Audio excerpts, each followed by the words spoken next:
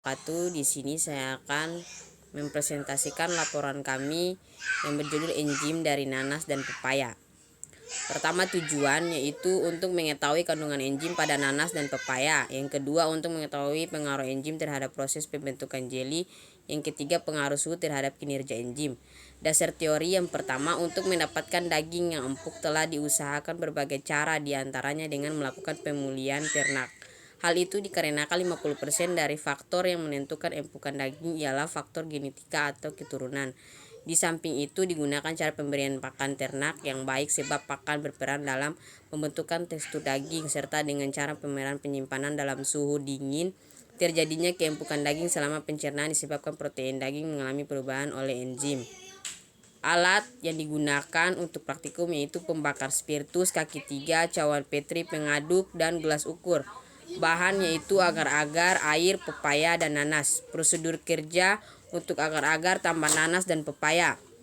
1 sendok teh agar-agar dilarutkan dengan dalam 1/4 gelas air mendidih, lalu diaduk. Setelah dingin, masukkan 1-3 potongan kecil-kecil nanas atau pepaya, diaduk sampai rata. Tuangkan larutan agar-agar tambah nanas dan pepaya ke dalam cawan petri, dinginkan dalam lemari es selama 15 menit, amati apa yang terjadi. Kedua, agar-agar tambah nanas dan pepaya. Ambil 1 sendok teh agar-agar dilarutkan dalam secukupnya air mendidih, lalu diaduk. Kemudian setelah dingin, masukkan 1-3 potongan kecil-kecil nanas dan pepaya rebus, diaduk sampai rata. Tuangkan larutan agar-agar tambah nanas dan pepaya rebus ke dalam cawan petri, kemudian didinginkan selama 15 menit, amati perubahan yang terjadi. Hasil pengamatan yaitu perlakuan dari agar-agar tambah nanas dan pepaya hasilnya mudah bereaksi terbentuk jeli.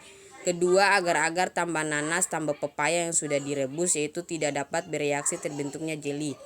Pembahasan yaitu enzim adalah suatu katalis biologis yang dapat mempercepat terjadinya keseimbangan suatu reaksi kimia. Bisa pula dikatakan enzim sebagai protein dengan sifat katalik, di mana sifat kataliknya jauh lebih besar daripada katalis sintesis yang dibuat secara kimia oleh manusia.